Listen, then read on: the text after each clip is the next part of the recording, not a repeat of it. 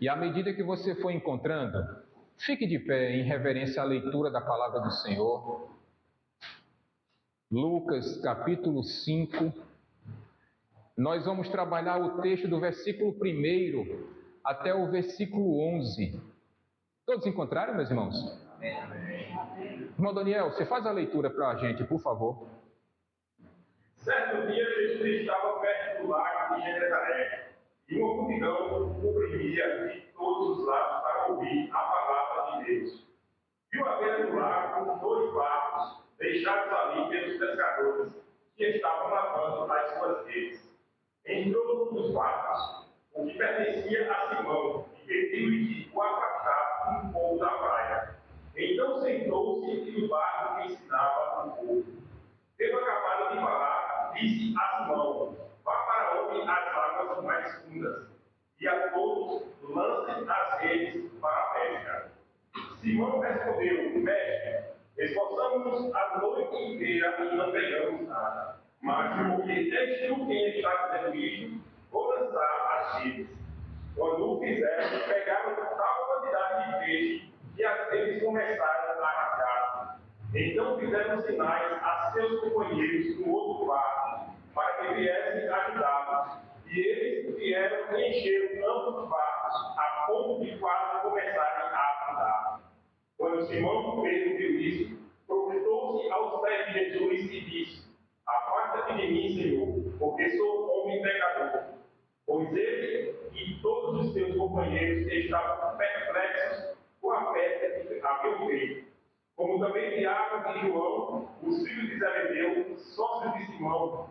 Então Jesus disse a Simão: não tenha medo, e agora em diante você será um pescador de homens. Eles então arrastaram seus barcos para a praia, deixaram tudo e o seguiram.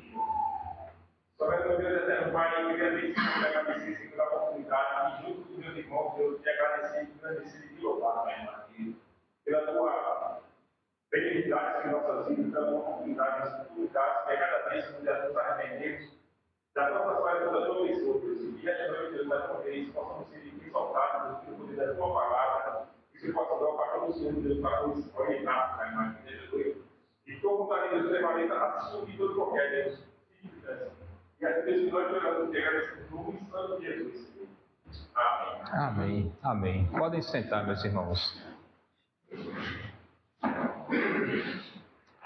Eu já disse aos irmãos que nós temos mensalmente a nossa reunião do presbitério.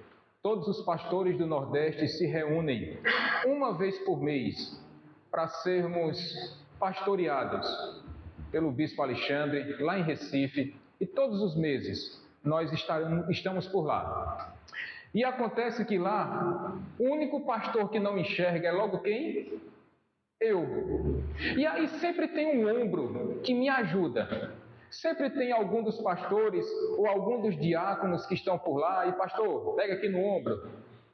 Mas acontece, minhas irmãs e meus irmãos, que sempre tem uma cadeira teimosa que teima em passar na minha frente. Sempre tem uma mesa, Lilian, que gosta de me fazer tropeçar. Sempre tem uma porta que nunca está fechada totalmente ou aberta totalmente. E aí quando eu vou passando o ombro fica. Até mesmo em casa isso acontece também. Às vezes eu vou andando assim e de repente o Elisângela às vezes passa pela porta e a porta fica entreaberta. Quando eu vou passando, essa porta está lá no meio do caminho. Acontece isso, acontece. Agora, por que eu estou contando essa história aqui, gente? Porque principalmente eu digo isso para as pessoas quando estão me conduzindo, para tomar um cuidado. E eu sempre gosto de, a pessoa vai na frente e eu vou acompanhando atrás. Porque eu sempre digo, por onde essa pessoa passar, Flaviano, eu passo também. Então, se ela passou, eu passo também. E qual é o ensinamento que nós tiramos desse exemplo aqui? Primeiro, cuidado com as pessoas que vocês estão liderando. Esse é um cuidado permanente que as pessoas que lideram precisam ter. Cuidado com seus liderados, para que eles não se machuquem, para que eles não sofram. Mas há uma segunda lição aqui também, que nós podemos extrair desse exemplo que eu estou dando aqui. Cuidado com quem você está seguindo.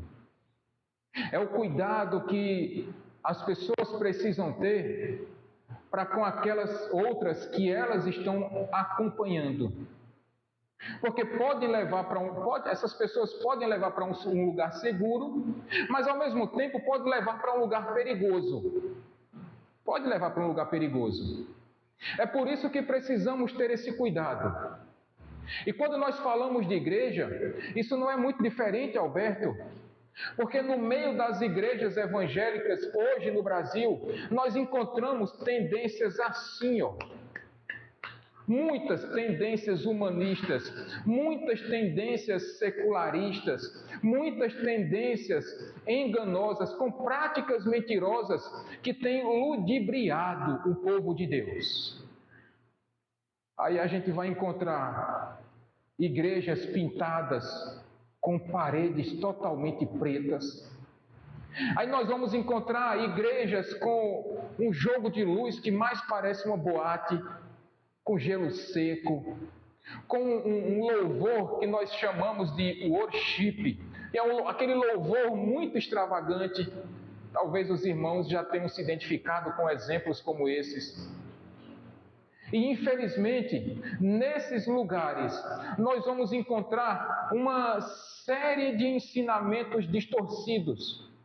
Nós vamos encontrar humanismo, positivismo, relativismo. Nós vamos encontrar a teoria, eu nem falo teologia, eu falo a teoria da prosperidade, o racionalismo.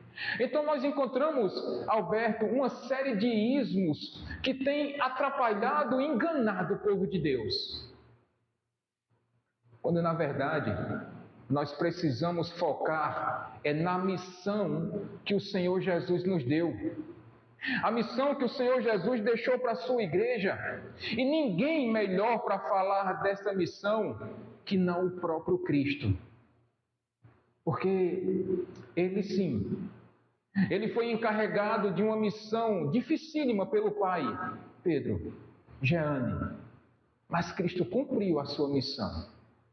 Ele foi fiel às ordens dadas pelo seu pai. E ele cumpriu cabalmente cada ordenança que lhe fora dada pelo pai. Então nessa noite eu queria falar um pouco sobre essa missão, a missão da igreja. E nós, como somos igreja, porque quando nos reunimos, somos igreja, nós precisamos entender que missão é essa, quem nos deu essa missão e qual é a nossa responsabilidade. Observe aí na sua Bíblia, versículo 1. Lucas vai dizer que certo dia Jesus estava perto do lago de Genezaré. Às vezes as pessoas perguntam: pastor, que lago é esse? É o Mar da Galileia. É um outro nome dado ao Mar da Galileia, ou Mar de Tiberíades. É a mesma coisa, mesmo nome. Aliás, nomes diferentes para o mesmo mar, da Galileia. E certo dia Jesus estava perto desse lago e uma multidão comprimia Jesus de todos os lados. Agora você imagina, Daniel, Vitor, uma multidão é formada por 5, 6 pessoas? Quando nós pensamos em multidão, nós pensamos em quê? Pelo menos umas 50, 100 pessoas? Ou mais do que isso? E Lucas vai dizer que uma multidão comprimia Jesus de todos os lados. E qual era o objetivo dessa multidão que comprimia Jesus de todos os lados? Ouvir a palavra de Deus. O eixo da missão, do ministério de Jesus, ao contrário do que muita gente pensa, o centro da missão do Senhor Jesus, como está descrito aqui, era anunciar as boas novas do reino de Deus. Se você olhar um capítulo anterior, aí, o capítulo 4 de Lucas, depois que Jesus saiu ali da casa de Pedro, não o nosso Pedro aqui, o apóstolo, Depois que Jesus saiu da casa de Pedro, depois de ter curado a sogra de Pedro, Jesus saiu daquela casa e o versículo 42 e 43 de Lucas capítulo 4 vão dizer que as multidões, aquelas pessoas, iam atrás de Jesus e pediam para que ele não saísse daquele lugar. Mas aí você olha no versículo 43 e Jesus vai dizer àquelas pessoas que não poderia ficar, porque ele ainda precisava visitar outras cidades e anunciar as boas novas do reino de Deus. O eixo da missão de Jesus Cristo era pregar a palavra, era anunciar o evangelho da salvação, esse evangelho que transforma, esse evangelho que salva, esse evangelho que ensina, que educa, que corrige, que repreende, esse evangelho que transforma a vida de pessoas. E esse foi o eixo principal da missão de Jesus: anunciar as boas novas do reino de Deus.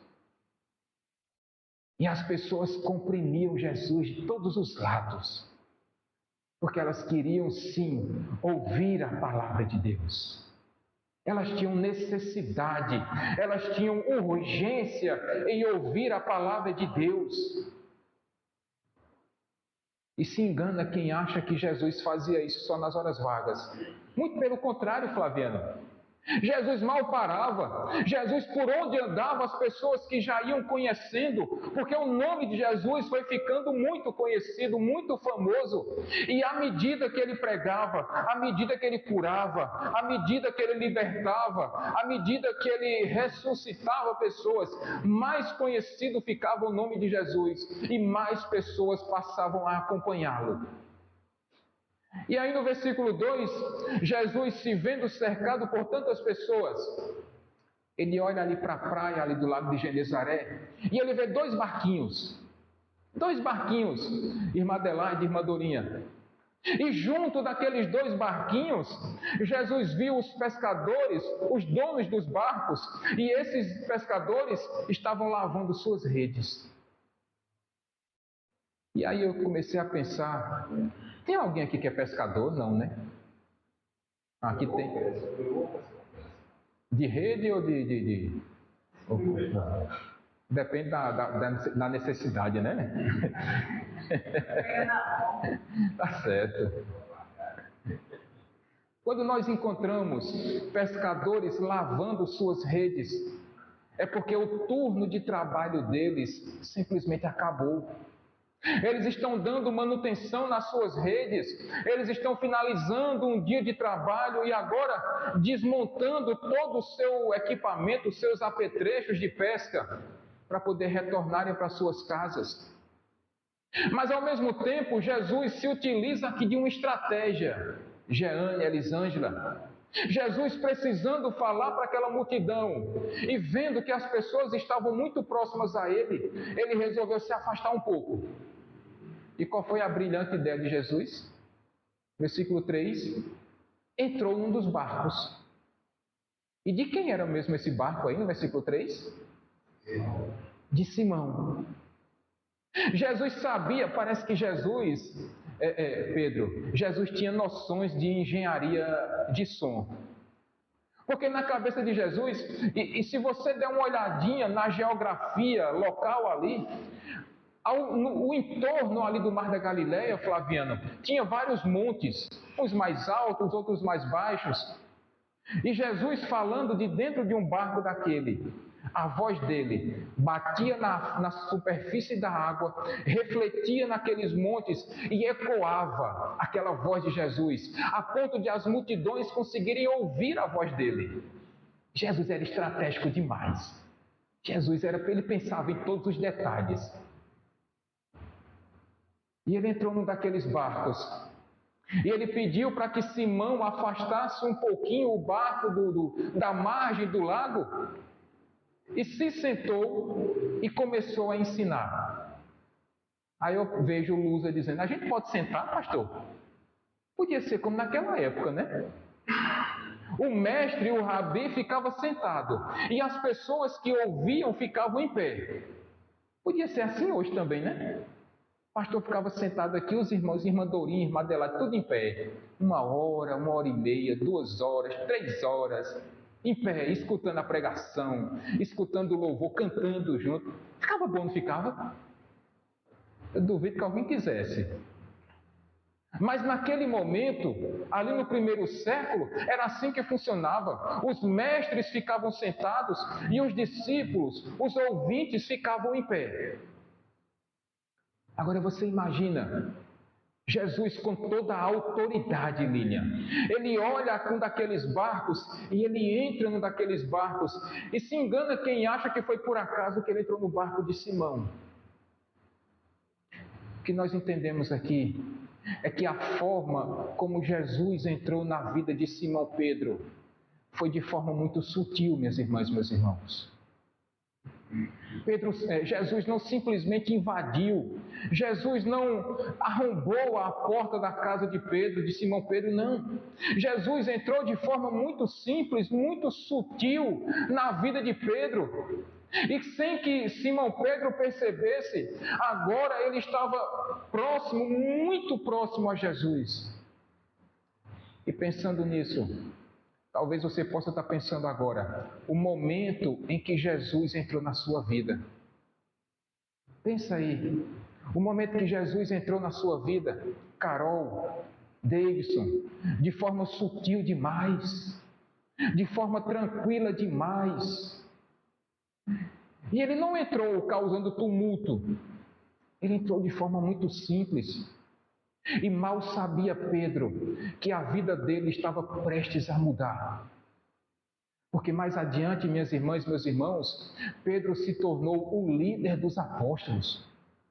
Esse pescador que estava aqui fazendo o seu trabalho, quando Jesus entrou no seu barco e entrou na sua vida, mudou radicalmente a vida de Pedro, porque Pedro nunca mais seria o mesmo depois do encontro que ele teve com o Senhor Jesus. Esse homem passou a ser um dos colunas da igreja. Esse homem começou a exercer um cargo de liderança no meio do colégio dos apóstolos. E isso mudou radicalmente a vida de Simão Pedro. Agora pense você, quando Jesus entrou na sua vida, como foi que ele entrou? Porque eu fiquei pensando, minhas irmãs e meus irmãos, e o meu pedido a Deus tem sido: Senhor, entra na vida de cada um dos membros dessa igreja, desde os mais jovens até os mais velhos, desde as crianças até os mais idosos, desde aquele com o maior grau de instrução até aquele que tem o menor possível, o menor conhecimento possível. Entra e muda a história dos meus irmãos e das minhas irmãs de uma vez por todas. Uma vez alguém me perguntou: Lilian, Lusa, quando eu descobri que tinha essa vocação, Vitor, esse chamado pastoral, parece que as pessoas pensam que eu estava de repente em casa, ou eu estava na rua, aí acendeu aquele holofote assim na minha cabeça, e veio aquela voz do céu dizendo: Alberto, este é o meu cego amado, ouçam a ele. Foi nada. Se fosse assim era mais fácil, mas não. A palavra do Senhor foi entrando no meu coração, assim como tem entrado nos seus corações também. E a missão dele foi sendo colocada no meu coração de forma muito simples, mas ao mesmo tempo muito eficaz. Queira Deus que dessa igreja Deus tenha esse mesmo chamado pastoral para crianças e jovens que estão congregando nessa igreja e que Deus ainda vai mandar para esse lugar. Já imaginou, Lilian? Nós temos o pastor Davi. Ó, que beleza seria, hein? Pastor Davi. E ele vai poder dizer, desde pequenininho, desde quando estava lá na salinha, lá na igreja, vendo aqueles videozinhos, escutando os louvores. E eu já sei que quando o Vitor está tocando o carrom aqui, ou quando Alberto está tocando o teclado, Davi fica de olhão, ó, observando tudo, não é, Flaviano? E Davi fica olhando tudo. Eu digo, olha, futuro músico da igreja, ó. Tecladista e carronista já tá na mão. Aida provavelmente vai tocar baixo. Olha que beleza. Imaginou? Aida tocando baixo aqui na igreja, ó. Davi tocando carrom e Eloá no vocal. Eita, pila, mas vai ser massa demais. Vai ser bonito demais. Jesus mudou a história de Pedro. E eu creio, minhas irmãs, meus irmãos, que Jesus mudou a sua vida. E Jesus ainda continua mudando histórias todos os dias. Jesus continua mudando realidades todos os dias. Porque Ele não muda, Ele é o mesmo. Ele é o mesmo ontem, Ele é o mesmo hoje e será para todo sempre. Ele não muda. Então, Jesus entrou na vida de Pedro. E não apenas na vida de Pedro, porque no versículo 10 vocês vão ver que tem mais dois personagens aqui. Tiago e João. Aí você pode cantar, né? Pedro, Tiago e João no barquinho, no mar da onde? Da Galileia. Olha aí como é que começou a brincadeira. Começou aqui. Pedro, Tiago e João, e eles eram sócios, viu? Na pesca. E isso mudou a vida desses homens. Mas aí Jesus começou a ensinar, ele se sentou e começou a ensinar. Agora vocês imaginem que Jesus, mesmo cansado, porque Jesus era acompanhado por multidões, e ele não se cansava de ensinar, ele não se cansava de falar das boas novas do Evangelho. E depois de tanto esforço ensinando pessoas, versículo 4, Jesus olha para Simão e diz: Simão, leva o teu barco para a parte mais funda desse lago e joga as tuas redes. Jesus, com toda a autoridade agora, ele está dando uma missão para Pedro: Simão, Pedro, Simão, vai para a parte mais funda e joga as tuas redes.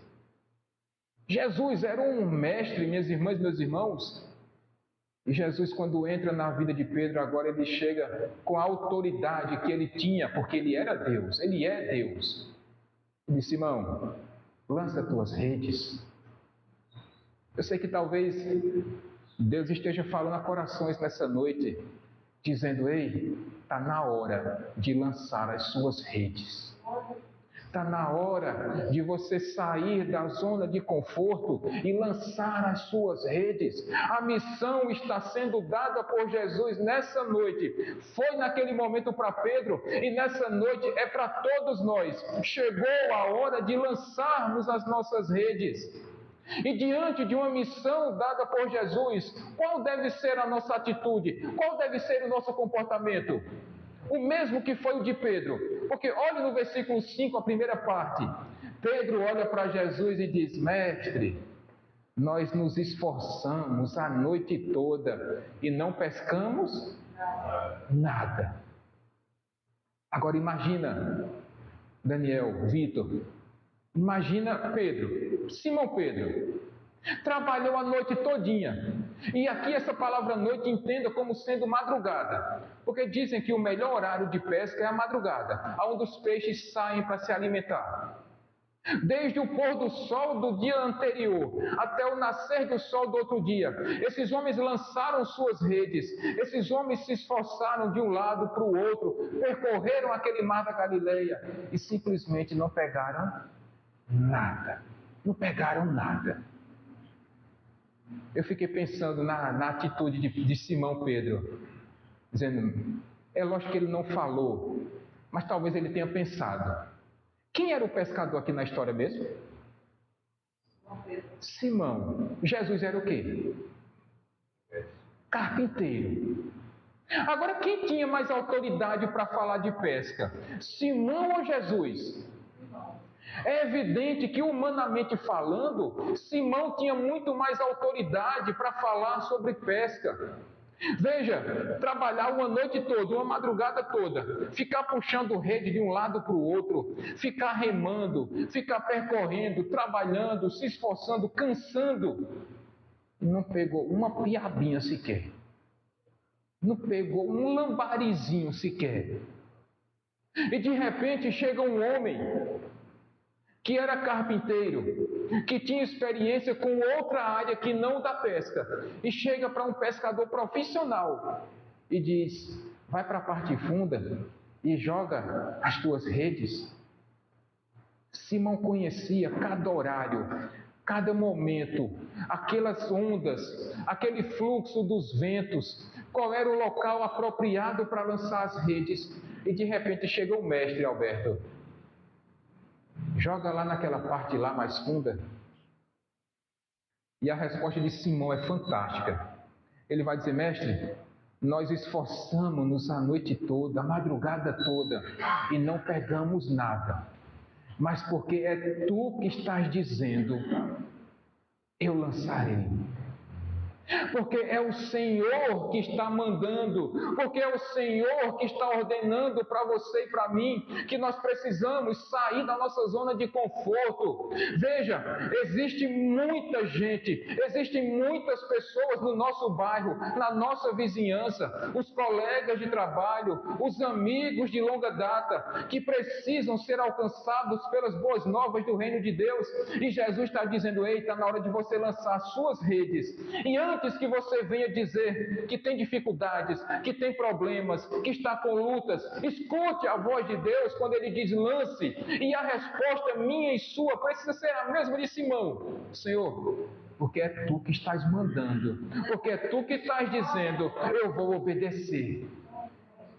O problema é que nós queremos muitas vezes resolver as questões aqui, na força do braço. Nós queremos resolver as nossas pendengas simplesmente da nossa vontade, quando Jesus está deixando aqui escrito para você e para mim as palavras dele nas Escrituras Sagradas. E se nós ouvíssemos mais a palavra de Deus, nós teríamos um pouquinho menos de problemas em nossas vidas. Ou pelo menos teríamos mais condições de resolver os nossos problemas, não pela nossa própria sabedoria, mas baseados nas palavras e nas ordenanças do nosso Deus. Tente resolver menos os problemas, tente resolver menos as suas questões por conta própria, e busque o aconselhamento, e busque a sabedoria, e busque a vontade que está dentro da palavra de Deus, que é a palavra de Deus. Quando nós olhamos principalmente para a igreja, minhas irmãs, meus irmãos, nós temos uma ideia meio pragmática de tentarmos resolver as questões de forma muito urgente. Porque existem fórmulas para tudo, existem soluções imediatas para tudo, aquele imediatismo que nós estamos vivendo em nossos dias, a geração micro-ondas, que você não tem paciência para que a comida fique pronta, e você coloca lá no micro-ondas e aperta 3 botõezinhos ali, e você fica esperando 30 segundos, 1 minuto, 1 minuto e meio, como se aquilo durasse uma eternidade. Porque nós vivemos nesse mundo urgente, tudo muito rápido, tudo muito acelerado. Quando na verdade o tempo não é nosso, o tempo é de Deus. O tempo é de Deus. Espera pelo tempo de Deus, mas acima de tudo, escute as palavras do Senhor. Escute as palavras do Senhor. Pedro obedeceu, Simão Pedro obedeceu. E é interessante que obedeceu. Mas quando nós chegamos no versículo 6, eu acredito, minhas irmãs e meus irmãos, sinceramente, que quando Pedro lançou aquelas redes, se não tivesse saído nada naquelas redes, era capaz de Simão Pedro dizer: está vendo? Eu não disse? Eu não disse que não ia sair nada? Mas qual foi a surpresa de Simão? Quando ele começou a puxar as redes, versículo 6, aquelas redes estavam pesadas demais. E não era sargaço, não era mato, não era pedaço de pau. eram peixes. Aquela rede estava lotada de peixes. Talvez Simão nunca tivesse pescado tantos peixes como ele pescou naquele momento. E a surpresa de Simão Pedro foi tão grande, ele se viu em apuros, tamanha era a quantidade de peixes, que no versículo 7 ele chamou aqueles outros barcos: ei, socorre aqui. E aquele outro barco foi lá em seu socorro. E eles encheram aqueles 2 barcos de peixes. Aqueles barcos estavam tão abarrotados de peixes, que diz o texto que eles estavam prestes a afundar. Imagina a surpresa daqueles homens, o espanto, a admiração daqueles homens. Eu lembro quando nós estávamos lá no sítio, Daniel está aqui de testemunha, estávamos lá, eu e Thomas, Flaviano Lira. Tem um reservatóriozinho lá no açude do sítio do pai de Davidson. Aí Thomas ficou de um lado, eu fiquei do outro. Daniel pegou lá umas iscas lá e colocou lá no anzol. E eu, joguei a varinha lá, né? E estou lá esperando. Daqui a pouco Thomas: eita pastor, peguei um peixe. Digo: saiu na frente. Daqui a pouco Thomas: eita, peguei outro. Eu digo: eu vou já trocar de lugar com Thomas aqui. Esse negócio está errado aqui. Mas daqui a pouco a minha varinha começou a balançar também. Fisguei um peixe. Não é isso tudo não. Não, também não era isso tudo não. Ainda não, Flaviano. Tamanho de um dedo, irmã Dorinha. A tilápiazinha. Tamanho de um dedo. Eu disse: eita, Jesus, mas peguei. Não era o tamanho dos peixes que Simão pegou. E eu tenho testemunha, viu? Cícera filmou. Alberto, se você estivesse lá, você ia ver com os 2 olhos, eu garanto. Daniel é testemunha, Daniel estava lá. Daniel teve dificuldade para tirar cada peixão. Pequenininho. O bicho estava desnutrido, o bichinho, rapaz, do peixe. Vocês imaginam, se eu e Thomas ficamos felizes com aquelas tilápiazinhas bem pequenininhas, Vitor, que nós pegamos lá. Imagina a surpresa e a admiração de Simão quando ele viu aquela rede transbordando de peixes. Eu fiquei pensando nessa hora, Jean e Pedro, eu fiquei pensando naqueles peixinhos lá cantando aquela musiquinha: eu quero é rede. E aqueles peixinhos tudo correndo para cima da rede, rapaz. O que Simão não sabia é que quem estava dentro do barco era o próprio Deus. O mesmo Deus criador dos céus e da terra, o mesmo Deus que tem poder e autoridade sobre todas as coisas, porque o evangelho escrito por João vai dizer que todas as coisas foram feitas por ele, e sem ele nada do que existe foi feito. Então esse mesmo Deus, o Deus homem, 100% Deus e 100% homem, o Senhor Jesus, que tem autoridade sobre as criaturas do mar, sobre as criaturas que voam, sobre os seres humanos, deu ordens àqueles peixes para que eles viessem àquela rede. E Simão se espantou, porque ele viu que quem estava ao lado dele não era um homem qualquer, não era um mestre qualquer, mas era o próprio Deus. Era o próprio Deus que estava no barco de Simão, Línia. Era o próprio Deus que estava fazendo milagres na presença de Simão. Aí nós olhamos tantas vezes para a igreja e nós sabemos que esse mesmo Deus que tem poder sobre os peixes é o mesmo Deus que tem poder e autoridade sobre peixes humanos também, irmã Adelaide. E se nós estamos aqui nessa noite, é porque esse Deus criador, esse Deus homem, que estava lá na criação do mundo, quando ele deu ordens para que do caos existisse o universo, Esse mesmo Deus que tem poder e autoridade sobre tudo e sobre todos, resolveu escrever o meu e o seu nome no livro da vida, lá na eternidade. Ele fez uma aliança com você e comigo. Ele nos escolheu, Ele nos predestinou, Ele nos justificou, Ele nos santificou e Ele nos glorificou. É esse Deus que estava no barco de Simão e é esse mesmo Deus que está dentro da minha e da sua vida, mudando a minha e a sua história. Esse Deus que nos escolheu antes da fundação do mundo, que sabia o nosso nome quando nós não estávamos nem no ventre de nossas mães ainda, mas Ele já sabia que um dia vocês e eu estaríamos reunidos aqui nesta igreja, louvando e bendizendo o nome do Senhor e glorificando o nome daquele que é digno de honra, de glória e de louvor, a saber, Jesus Cristo.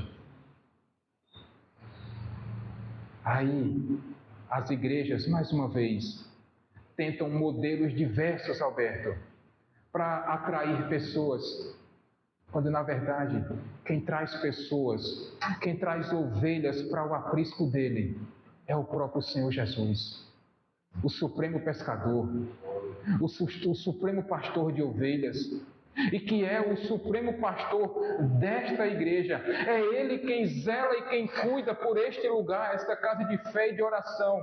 E se você está aqui nessa noite, é porque as redes do Senhor foram lançadas sobre você. Sobre você. A missão foi dada. A resposta de Simão não poderia ter sido outra, senão a obediência. Simão se admirou com o resultado daquela pesca.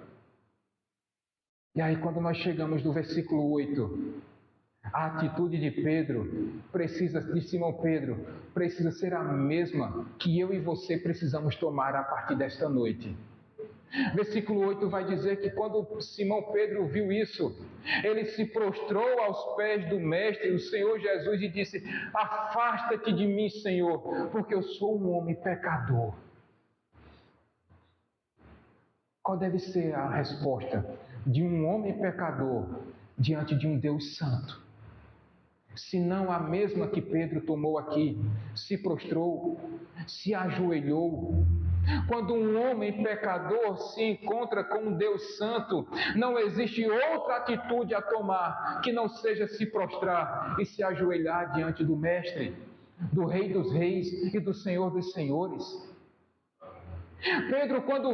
Simão Pedro, quando viu aquela rede cheia de peixes, ele foi da euforia à alegria, ao êxtase, ao entusiasmo, à empolgação, mas ao mesmo tempo, Pedro se encheu de temor e de tremor diante de Jesus. Temor e tremor diante de Jesus. O que nós nunca podemos fazer, minhas irmãs e meus irmãos, nunca se esqueçam disso, é que nós não podemos nos acostumar com um Deus santo. Porque sendo santo,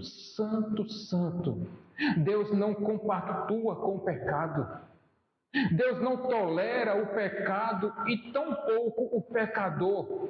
E aquela falácia de dizer que Deus odeia o pecado, mas ama o pecador, isso é lorota, porque Deus odeia o pecado e odeia também o pecador. E se não fosse desse jeito, Ele não teria derramado toda a sua ira santa no seu único Filho.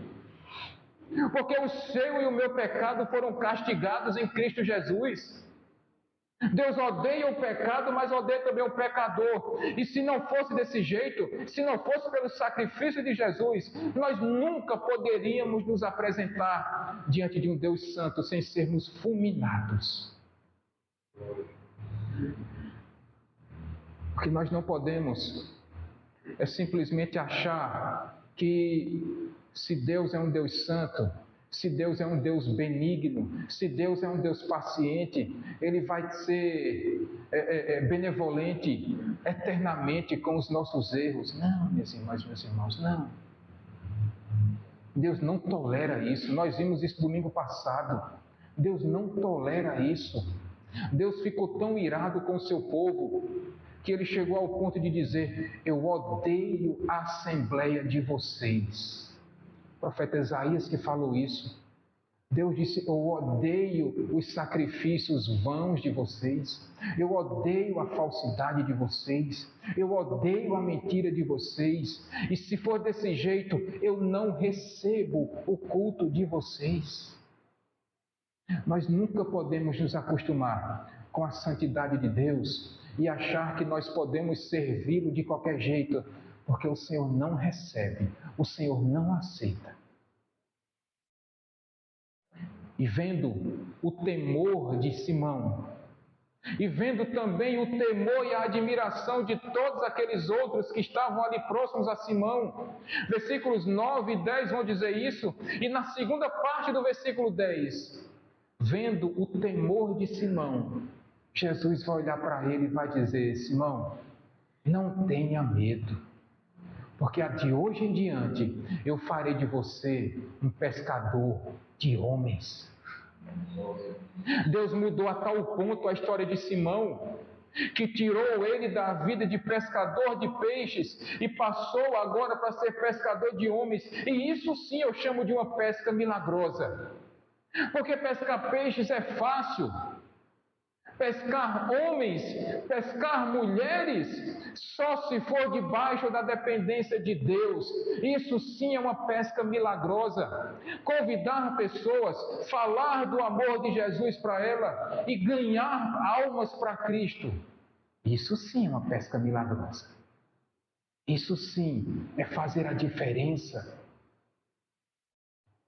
E quando Jesus fala para Simão: não tenha medo não, Simão. Não precisa se amedrontar não, porque em outro momento o próprio Senhor Jesus vai dizer: não precisa ter medo não, porque eu estarei com vocês todos os dias, pelos séculos dos séculos. Nós nunca estaremos sós, nós nunca estaremos desamparados. E nessa pesca tão difícil, e nessa pesca milagrosa, e nessa pesca abundante, minhas irmãs, meus irmãos, sabe quem é o maior interessado nisso? É o Senhor Jesus, porque a igreja é dele, as ovelhas são dele, os peixes humanos são dele, a eternidade é dele, a santidade é dele, o reino é dele. Por isso ele é o maior interessado nessa pesca milagrosa. Cabe a você e a mim sermos coparticipantes nessa pescaria fantástica. Porque, mais uma vez, eu vou dizer para vocês, a necessidade, a obrigação de evangelizar, de fazer essa pescaria, Carol, não é somente do pastor, não. É de todos nós. Todos nós temos agora uma parte, uma necessidade, uma obrigação, uma missão de sermos pescadores de homens.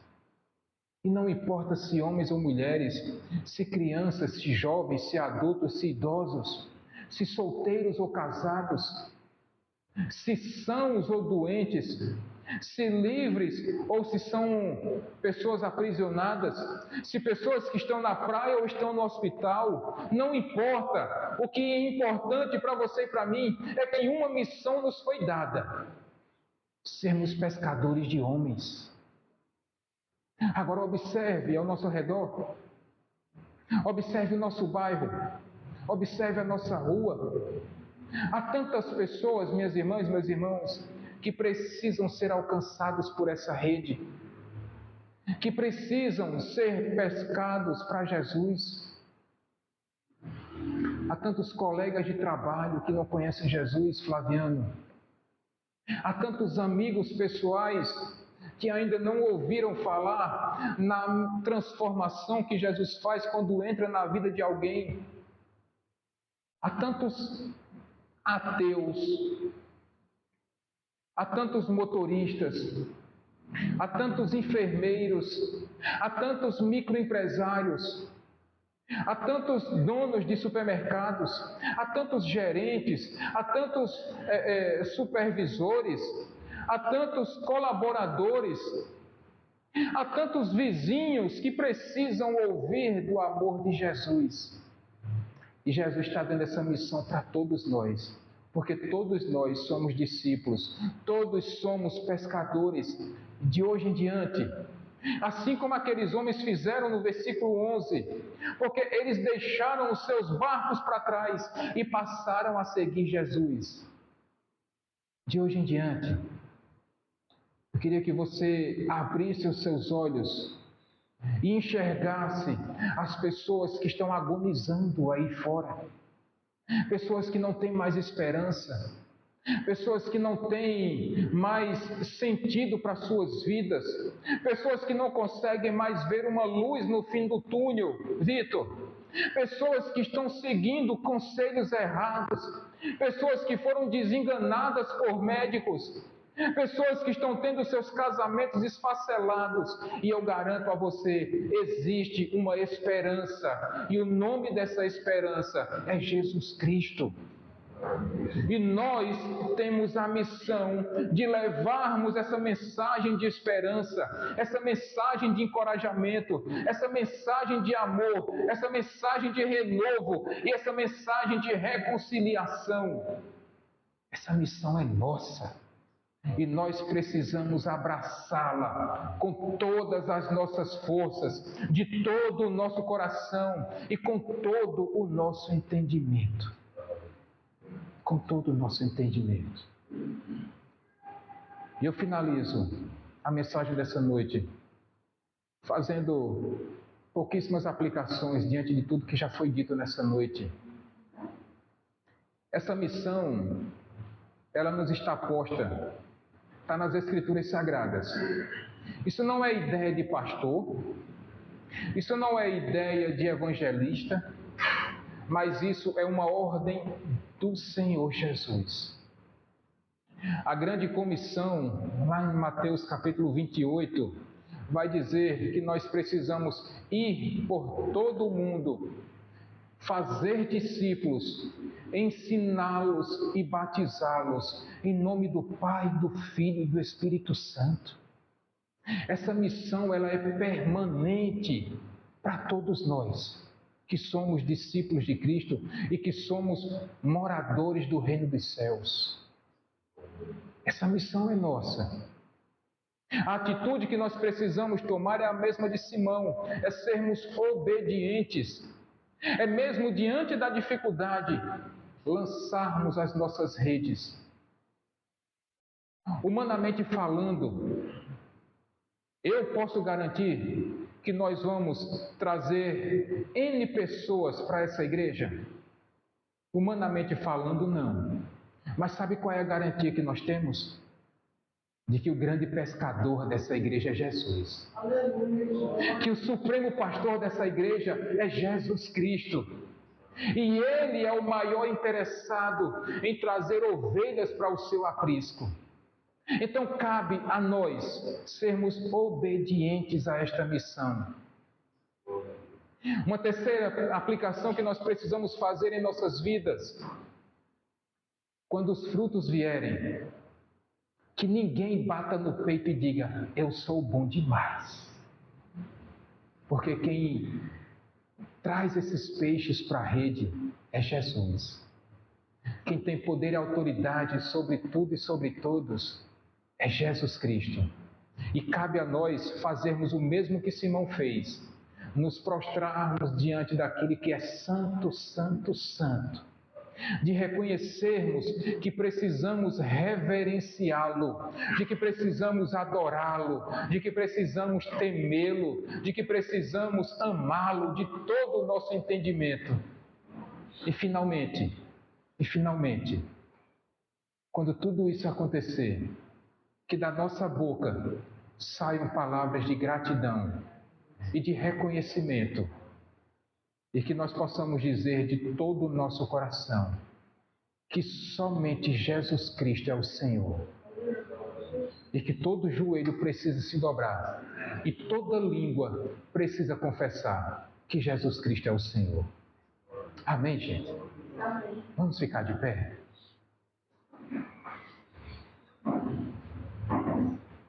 enquanto os elementos da Santa Ceia serão ministrados nessa noite, eu queria que você fizesse